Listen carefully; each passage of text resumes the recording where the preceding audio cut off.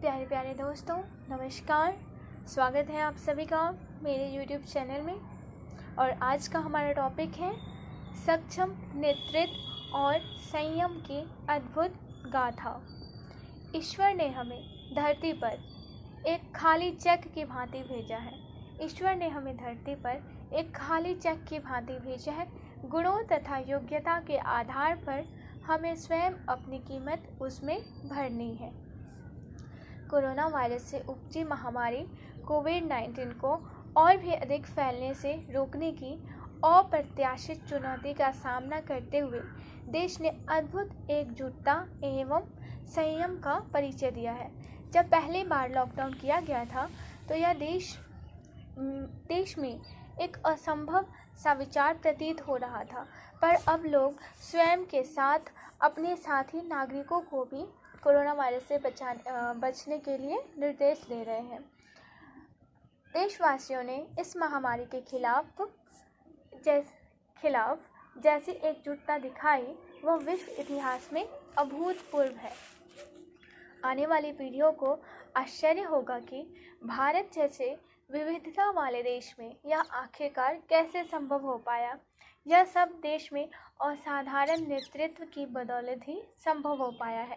Corona का संक्रमण बेशक फैल रहा है, फिर भी हम विश्वास से भरे हैं, क्योंकि दुनिया के अन्य हिस्सों में संक्रमित रोगियों की निरंतर बढ़ती संख्या की तुलना में भारत में इसका प्रकोप काफ़ी सीमित है। यह इसलिए आश्चर्यजनक है क्योंकि भारत न केवल अधिक जनसंख्या घनत्व वाला एक विकासशील देश है, बल्कि यहाँ सार्वजनिक स्वास्थ्य से जुड़ी बुनियादी ढांचागत सुविधाएं एवं संसाधन भी सीमित है।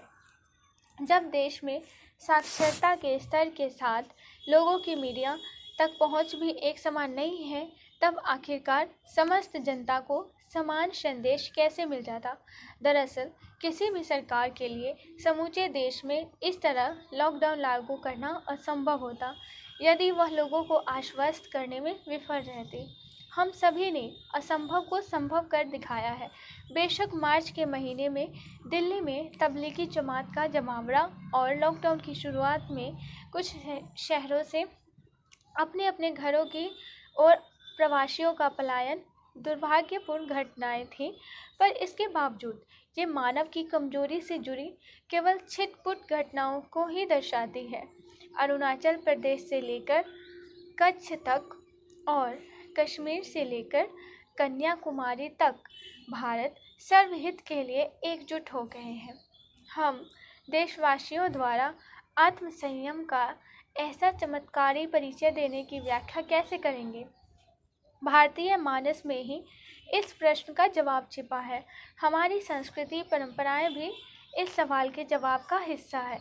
इसके अलावा सभी देशवासियों को एकजुट करने वाला सबसे महत्वपूर्ण कारक प्रधानमंत्री नरेंद्र मोदी का नेतृत्व रहा। प्रधानमंत्री ने लॉकडाउन को उस समय लागू करने का निर्णय लिया जब कोरोना संक्रमित रोगियों की संख्या काफ़ी कम थी।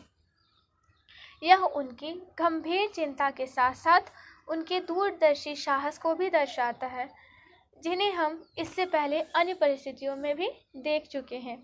नागरिकों की जिंदगी को बचाने के लिए पूरे देश में लॉकडाउन करना और इस तरह अर्थव्यवस्था को थामना एक अत्यंत कठोर कदम था, जो कोविड-19 से निपटने के लिए विश्व भर में उठाए जा रहे विभिन्न कदमों से साफ हो जाता है। यह प्रधानमंत्री की लोकप्रियता का ही कमाल रहा कि इस कठोर निर्णय का विरोध नहीं बल्कि स्वागत किया गया। पहले जनता कर्फ्यू और फिर लॉकडाउन में हमने देखा कि लोगों ने आवाजाही पर लगाई गई पाबंदियों का स्वयं ही पालन किया।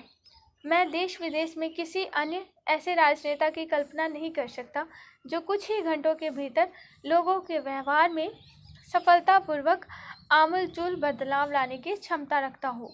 मोदी जी द्वारा देशवासियों से की गई अपील का अभूतपूर्व असर भी गौर करने लायक है।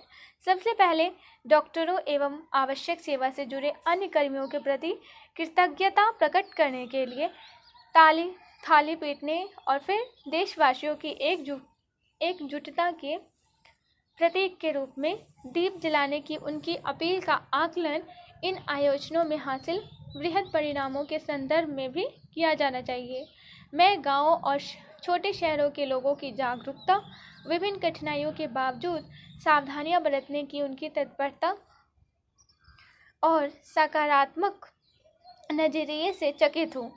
यह प्रधानमंत्री पर लोगों का अडिग भरोसा ही है जिसमें लॉकडाउन की कामयाबी सुनिश्चित हो पाए।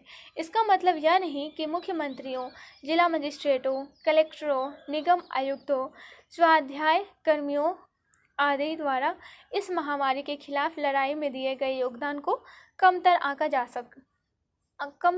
जा रहा है। ये सब लोगों की भलाई सुनिश्चित करने के लिए अथक प्रयास कर रहे हैं। बिल्कुल नई तरह की इस लड़ाई में हमारे सशस्त्र बल, पुलिस और अर्धसैनिक बल भी कानून एवं व्यवस्था बनाए रखने के साथ ज़रूरतमंद लोगों की मदद करने में स्थानीय अधिकारियों का डटकर साथ दे रहे हैं। एक अन्य सराहनीय बात यह है कि प्रधानमंत्री ने हाशिए के लोगों की दिहाड़ी मजदूरों, कामगारों और किसानों की प्राथमिकता दी है। विशेष पैकेज के साथ साथ अन्य ठोस उपायों की बदौलत सरकार यह सुनिश्चित करने के लिए सर्वोत्तम प्रयास कर रही है कि लॉकडाउन के आर्थिक बोझ की सर्वाधिक मार इन लोगों पर ना पड़े। वास्तव में मोदी जी को गंभीर संकटों से निपटने का विशेष अनुभव है। मुझे याद है कि सन 1979 में एक बांध के फट जाने के बाद गुजरात के मोरबी शहर में त्राहिमाम मचने पर सबसे पहले वहां पहुंचने वाले लोगों में वह भी शामिल थे। चुनावी राजनीति में उनका करियर 2001 में गुजरात के मुख्यमंत्री पद पर आसीन होने के साथ शुरू हुआ। यह वह समय था जब राज्य भूकंप के त्रासदी के बाद धीरे धीरे पटरी पर लौट रहा था। मुझे याद है कि किस तरह वह कच्छ का साप्ताहिक दौरा किया करते थे और निर्धारित समय से पहले ही विभिन्न कार्यों को पूरा करने के लिए नौकरशाही में ऊर्जा भरा करते थे।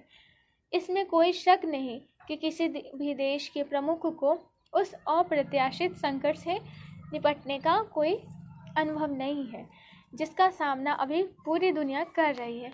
अनुभव से भी कहीं अधिक महत्वपूर्ण मोदी जी के बुनियादी मूल्य और काम के प्रति उनका अटूट समर्पण भाव है। इसी कारण वह अक्सर स्वयं को प्रधान सेवक कहते हैं।